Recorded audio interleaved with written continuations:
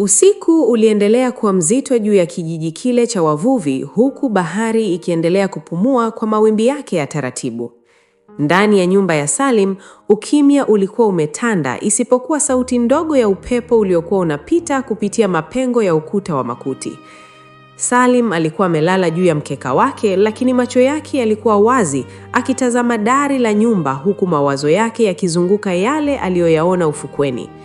Alijaribu kujishawishi kuwa kile alichokiona kilikuwa mawazo tu ya mtu aliyechoka, lakini kila alipofumba macho, aliona tena uso wa mwanamke aliyekuwa ndani ya maji. Uso ule ulikuwa mzuri kupita kawaida, lakini ndani yake kulikuwa na siri nzito sana ambayo Salim hakuweza kuielewa. Baada ya muda mrefu wa kugeuka kitandani, hatimaye usingizi mzito ulimchukua. Jogoo wa kwanza alipowika kijijini, alfajiri ilianza kuchomoza polepole. Mwanga wa jua ulianza kupenya kupitia mapengo ya dirisha la nyumba ya Salim.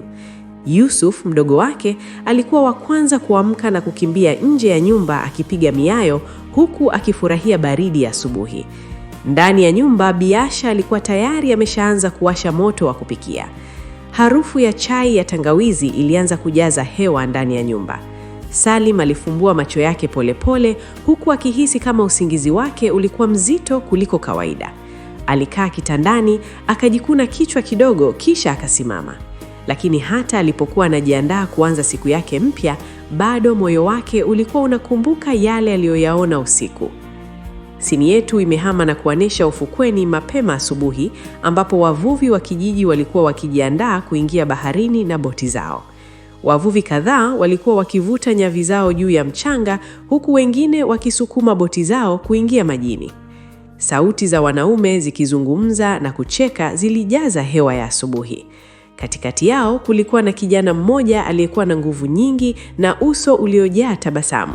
Kijana huyo aliitwa Hamadi. Hamadi alikuwa rafiki mkubwa wa Salim tangu akiwa watoto. Wote walikuwa wamekuwa pamoja katika kijiji hicho na walikuwa wamejifunza kuvua samaki kutoka kwa wazee wao. Hamadi alikuwa tofauti kidogo na Salim kwa sababu yeye alikuwa mtu wa utani na mwenye maneno mengi.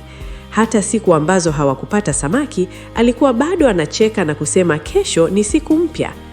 Hamadi alikuwa anafunga kamba kwenye boti yake wakati alipomwona Salim akija ufukweni.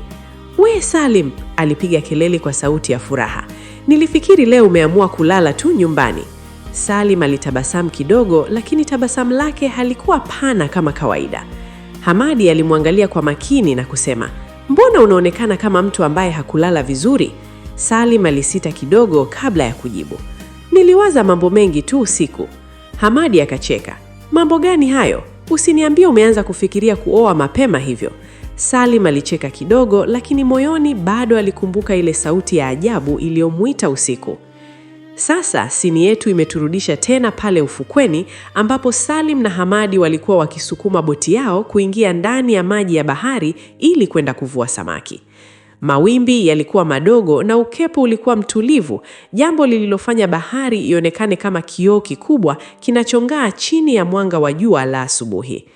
Wote wawili waliinuka ndani ya boti yao na kuanza kupiga makasia polepole wakielekea mbali zaidi na ufukwe.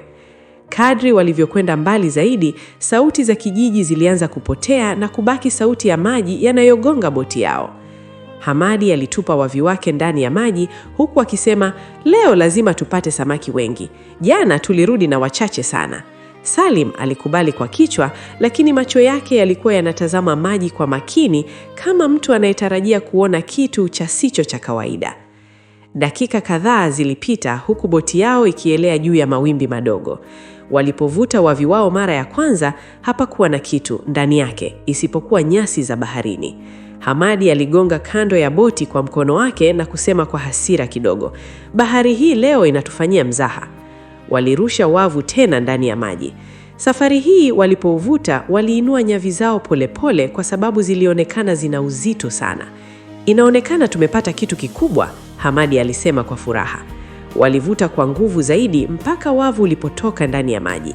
Lakini walipoangalia ndani ya wavu, hawakuona samaki kama walivyotarajia.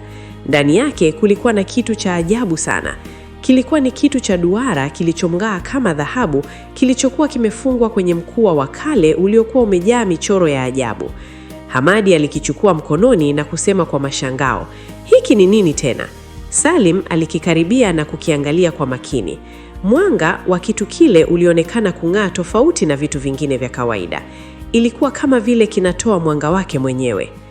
Sini yetu imehama na kuonesha ndani ya maji ya bahari, chini kabisa ya boti ya Salim na Hamadi, ambapo mawimbi yalikuwa yakisogea pole pole juu ya kina kirefu cha maji.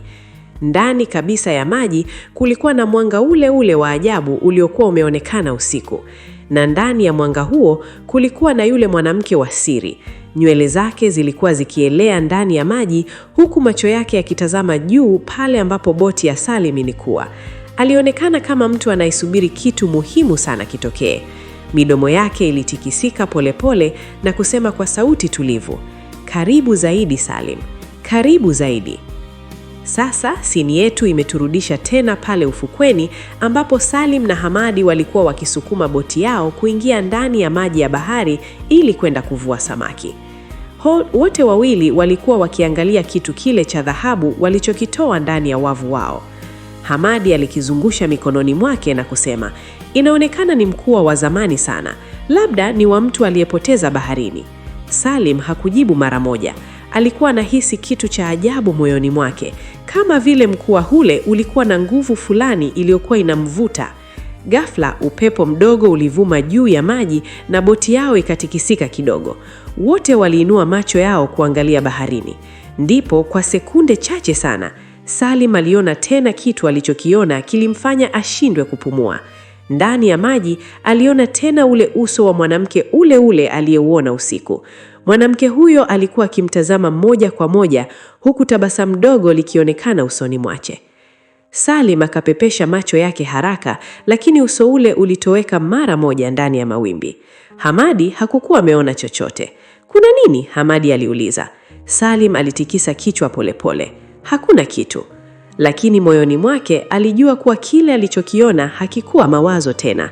Kulikuwa na mtu au kitu ndani ya bahari kilikuwa kinamwangalia.